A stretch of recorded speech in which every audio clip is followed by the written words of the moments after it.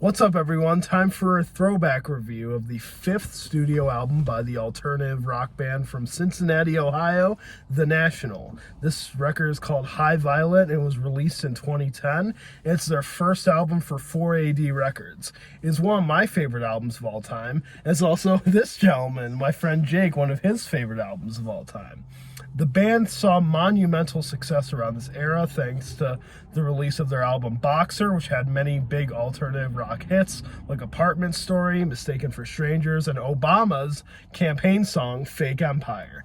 They released the Virginia EP in 2008, then shockingly announced that they would be leaving their old label Beggar's Banquet, which had produced their last 2 albums, and joined the highly touted UK label 4AD.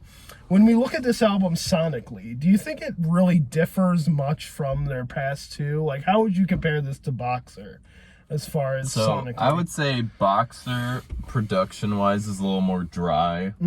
This is definitely, I would say, ethereal. Yeah, smooth. Reverbed. Yeah.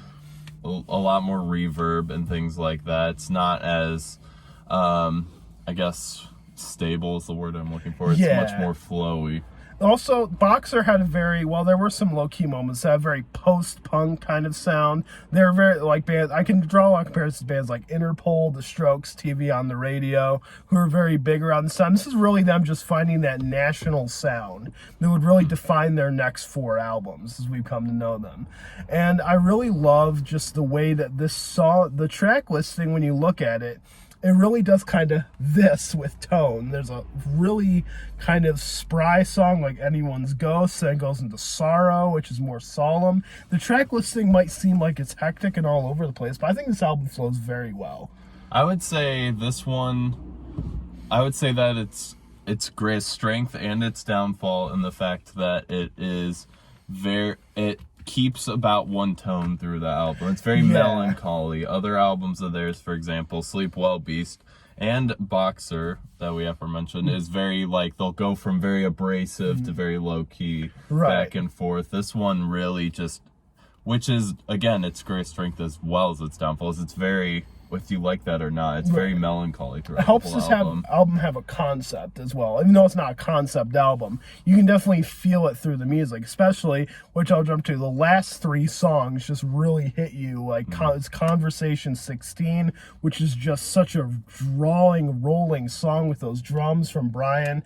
And then there's a very kind of ambient but beautiful moment in England to the heart-tugging, just tearjerker, Vanderlyle, Crybaby, Geeks.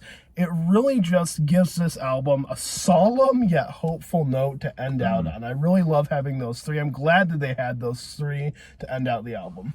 Yeah, I would say those songs and the rest of the album, they do a good job at making the different songs catchy through having choruses that aren't too blown out to catch your ear. They just give you a nice melody line and they repeat it a lot.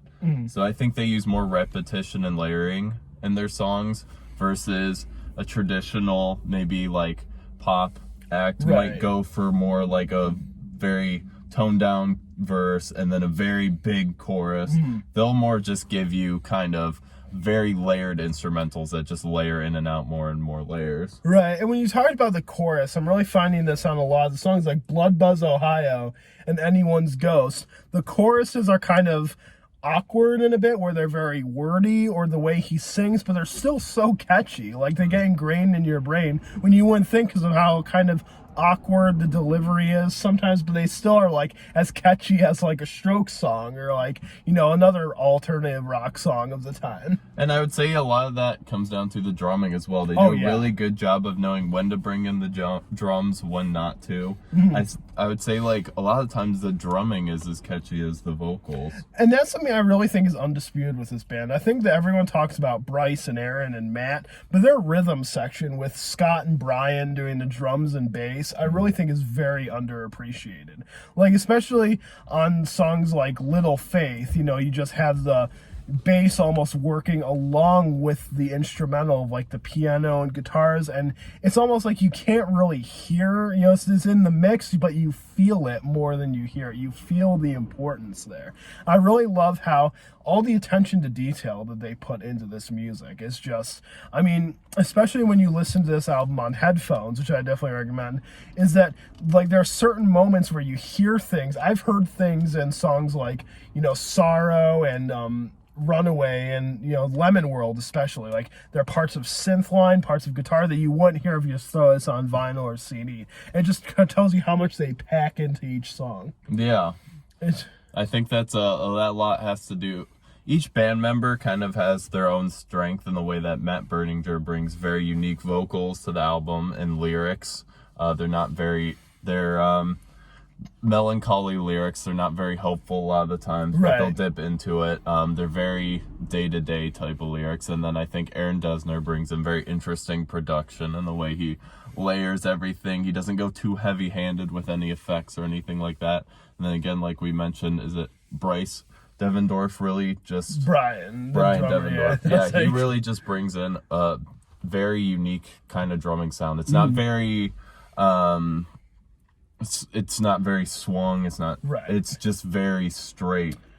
Yeah, I definitely see that. I definitely agree with you about this album being kind of raw in the sense of its reverb. I never really felt like they went back to this, because on their next album, Trouble Will Find Me, well, there was that reverb there. It was very cleaned up, like on Graceless. It was very smooth. It wasn't rugged. Even on their their newest album, which I really grew to love, I Am Easy to Find, it's all smooth. This was really them at their most rugged, I feel like. Yeah, I think this album really marked a transitional period, and where I would really pair my mind wants to pair Alligator and Boxer together, wants to pair High Violet and Trouble Will Find Me, and then the electronics on I Am Easy to Find and Sleep Well Beast really make those. So it seems like they really go through phases. They don't stay with one sound, but they kind of hold.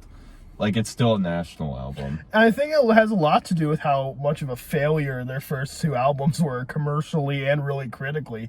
They were called, you know, on their first album, they were called Wilco ripoffs. They were trying to do the alt-country thing. You know, their next album, they were called, again, post-punk ripoffs. I really feel like and while they had success with, like you said, Alligator and Boxer, this is when they said, okay, we are the National. This is how we do stuff. And my first exposure to this album, I would always see it like at the store, always looked interesting. I remember looking up, I believe it was Bloodbuzz, Ohio, the music video. I really always liked that song. I think Anyone's Ghost. Not a great music video, though. No. Just him walking around and doing the little ditty on stage. And then I heard Anyone's Ghost. I think it was in some TV soundtrack.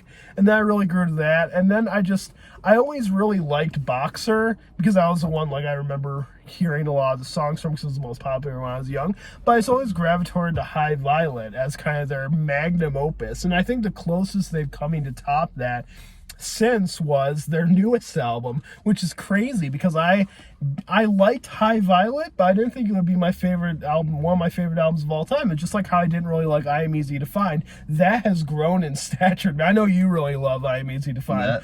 That was my introduction to them. I think I had heard Fake Empire possibly before, and then I saw that album at Barnes & Noble, the vinyl section. I thought it was an interesting album art, and I tried playing it, and I thought it was the most boring crud on the planet.